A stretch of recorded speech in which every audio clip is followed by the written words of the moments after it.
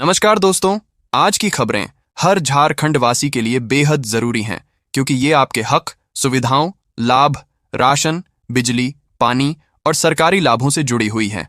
आज कुछ बड़े फैसले हुए हैं। महिलाओं, किसान, गरीब, मजदूर, स्टूडेंट्स, जिनका असर सीधे आम लोगों पर पड़ेगा। वीडियो को लाइक करके चैनल को सब्सक्राइब करें और कमेंट में बताइए आप झारखंड के किस जिले से देख रहे हैं। होली में अभी करीब 21-22 दिन बाकी हैं।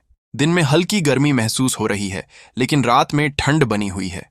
मौसम विभाग के मुताबिक पहाड़ों पर बर्फबारी के कारण ठंड जारी है। अगले 2-3 दिन हल्की राहत मिल सकती है। 13 फरवरी से नया पश्चिमी विक्षोभ आएगा, जिससे तापमान गिरकर करीब 10 डिग्री तक पहुंच सकता है। झारखंड में मनिया सम्मान योजना की कई महिलाओं को कुछ किस्तों के बाद राशि मिलनी बंद हो गई थी। सरकार अब ऐसे लाभुकों को दोबारा पैसा देने की तैयारी कर रही है। आधार, बैंक या दस्तावेज में गलती इसकी वजह बनी। जिलों से रिपोर्ट मांगी गई है। कागजात ठीक होने पर योग्य महिलाओं को हर महीने 2,500 रुपए फिर मिलेंगे। फरवरी की राशि होली से पहले खाते में जाएगी। नगर निकाय चुनाव के कारण इंटर, 8वीं, 9वीं और 11वीं की परीक्षा तिथि बदली गई है। इंटर की हिंदी भी परीक्षा अब 23 की जगह 24 फरवरी को होगी। 8वीं की परीक्षा 2 मार्च को होगी। 11वीं की परीक्षा 25, 26 और 28 फरवरी को होगी। 9वीं की परीक्षा होली के बाद 6 और 7 मार्च को होगी। सभी परीक्षाएं OMR पर होंगी। रांची में सोने और चांदी की कीमतों में बदलाव देखा जा रहा है। आज 22 कैरेट सोना 1,46,800 रुपये और 24 कैरेट सोना 1,54,140 रुपये प्रति 10 ग्राम है। दोनों में बढ़ोतरी हुई है। चांदी 3 लाख रुपये प्रति किलो पर स्थिर है। गहना लेते समय BIS हॉलमार्क जरूर जांचें। झारखंड के रेल यात्रियों के लिए राहत भरी खबर है। पुरुलिया से आनंद विहार दिल्ली तक नई ट्रेन चलेगी। ये ट्रेन रांची, डाल्टनगंज, अयोध्या धाम और लखनऊ होकर जाएगी। हफ्ते में 1 दिन सेवा देगी। पलामू सांसद विष्णुदयाल राम की मांग पर मंजूरी मिली। इससे इलाज और दर्शन के लिए जाने वाले लोगों को सुविधा होगी। जल्द परिचालन शुरू होगा। झारखंड में मनरेगा के तहत नई योजनाओं का चयन अभी बंद है। अब सभी को विकसित भारत जी राम जी योजना की अधिसूचना का इंतजार है। अधिसूचना के बाद ही नई योजना लागू होगी और मनरेगा पर फैसला होगा। राज्य सरकार मनरेगा बंद नहीं करना चाहती। नई योजना से करीब 2,000 करोड़ रुपए का बोझ पड़ सकता है। काम और भुगतान प्रभावित हैं। देवघर में नगर निगम चुनाव को लेकर भाजपा सक्रिय हो गई है।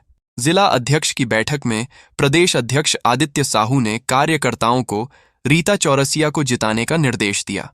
उन्होंने कहा कि कुछ लोग सामने साथ दिखते हैं, लेकिन अंदर से विपक्ष को मजबूत करते हैं। ऐसे लोग सफल नहीं होंगे। बयान के बाद शहर में चर्चा तेज है। स्वास्थ्य मंत्री इरफान अंसारी ने कहा कि झारखंड वर्ष 2027 तक फाइलेरिया खत्म करने के लिए प्रतिबद्ध है। राज्य के 14 जिलों में MDA अभियान शुरू हुआ है।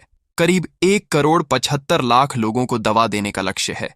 9 जिलों में पहले ही 100% सफलता मिली है। अधिकारियों को निर्देश दिया गया है कि कम से कम 95% लोग दवा जरूर लें। धनबाद समेत पूरे राज्य में SIR से पहले प्री SIR का काम तेजी से चल रहा है। जिला निर्वाचन कार्यालय की ओर से BLO, ARO और RO घर घर मैपिंग कर रहे हैं। धनबाद में 72% काम पूरा हो चुका है। अभी निकाय चुनाव जारी है। चुनाव खत्म होते ही काम और तेज होगा। बाद में मतदाताओं को जागरूक करने के लिए अभियान चलाया जाएगा। रांची में फुटपाथ पर दुकान लगाने वाले सैकड़ों वेंडरों ने नगर निगम की कार्रवाई के खिलाफ अटल वेंडर मार्केट से अल्बर्ट एक्का चौक तक मार्च निकाला। उनका आरोप है कि बिना नोटिस दिए रोज उनकी दुकानें हटाई जा रही हैं।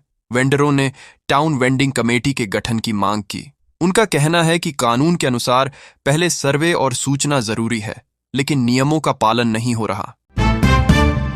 ANM के 3,181 पदों के लिए परीक्षा 18 और 19 मार्च को होगी।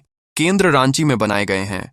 परीक्षा तिथि की सूचना 10 मार्च से मोबाइल और ईमेल पर मिलेगी। प्रवेश पत्र परीक्षा से 2 दिन पहले वेबसाइट से डाउनलोड होगा। परीक्षा में 50 सवाल होंगे और समय 1 घंटा रहेगा। निगेटिव मार्किंग नहीं है। सामान्य वर्ग को 40% अंक जरूरी हैं। झारखंड विधानसभा अब पेपरलेस होने की दिशा में आगे बढ़ गई है। मुख्यमंत्री हेमंत सोरेन और विधानसभा अध्यक्ष रबींद्रनाथ महतो ने मंत्रियों और विधायकों को टैब दिए। एनआईवीए ऐप के जरिए अब विधायी काम डिजिटल तरीके से होंगे। सदस्यों को प्रशिक्षण भी दिया जा रहा है। इससे कागज की बचत होगी और काम आसान होगा। आने वाले सत्रों में ज्यादातर कार्य ऑनलाइन ही किए जाएंगे। झारखंड बिजली निगम ने 10 और 11 फरवरी को राज्य में बिजली चोरी रोकने के लिए छापेमारी की। 8,359 जगहों की जांच में 1,185 मामलों में चोरी पकड़ी गई। कुल 17,09,000 यूनिट बिजली चोरी हुई। 1,69,66,000 रुपये की वसूली तय हुई। रांची, हजारीबाग और जमशेदपुर में ज्यादा मामले आए। मुख्यमंत्री हेमंत सोरेन ने कहा कि झारखंड के कैंसर मरीजों को अब इलाज के लिए दूसरे राज्यों में नहीं जाना पड़ेगा। राज्य में ही अत्याधुनिक कैंसर उपचार की सुविधा उपलब्ध कराई जाएगी। वैज्ञानिक जीवी के सुब्रमण्यम ने स्वदेशी तकनीक से विकसित मशीन की जानकारी दी, जो कई बड़े अस्पतालों में काम कर रही है। सरकार बेहतर इलाज के लिए हर जरूरी कदम उठाएगी।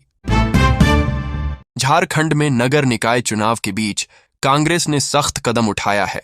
पार्टी समर्थित उम्मीदवारों के खिलाफ चुनाव मैदान में उतरे करीब 1 दर्जन बागी नेताओं को निलंबित कर दिया गया है। सभी को पहले कारण बताओ नोटिस भेजा गया था। अलग अलग जिलों के ये नेता अब पार्टी से बाहर कर दिए गए हैं। कार्रवाई की पुष्टि प्रदेश महासचिव राकेश सिन्हा ने की। मुख्य निर्वाचन पदाधिकारी के रवि कुमार ने सभी जिलों को मतदाता सूची की जांच तेज करने का निर्देश दिया। अन्य राज्यों से झारखंड के मतदाताओं से जुड़े दस्तावेज आ रहे हैं, जिनका समय पर सत्यापन जरूरी है।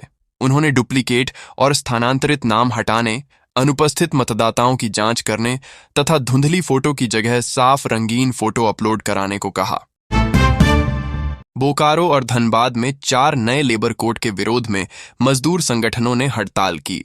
बेरमो कोयलांचल समेत कई कोलियरियों में काम बंद रहा, जिससे कोयला उत्पादन और ट्रांसपोर्ट प्रभावित हुआ। यूनियनों का कहना है कि नए कानून से मजदूरों के अधिकार कमजोर होंगे और ड्यूटी घंटे बढ़ सकते हैं। प्रबंधन ने नो वर्क नो पे की चेतावनी दी है। साहिबगंज में 10 से 25 फरवरी तक फाइलेरिया उन्मूलन अभियान चल रहा है। उपायुक्त हेमंत सती ने शुरुआत की। साहिबगंज सदर के 11 पंचायत और बरहड़वा के करीब 4 लाख लोग फाइलेरिया मुक्त पाए गए हैं, इसलिए वहां दवा नहीं दी जा रही है।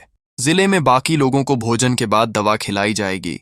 गर्भवती, गंभीर बीमार और छोटे बच्चों को दवा नहीं दी जाएगी। रांची के ओंड्रे हाउस में CMS वातावरण ट्रैवलिंग फिल्म फेस्टिवल शुरू हुआ। इसमें पर्यावरण संरक्षण, जलवायु परिवर्तन और जैव विविधता पर आधारित फिल्में दिखाई जा रही हैं।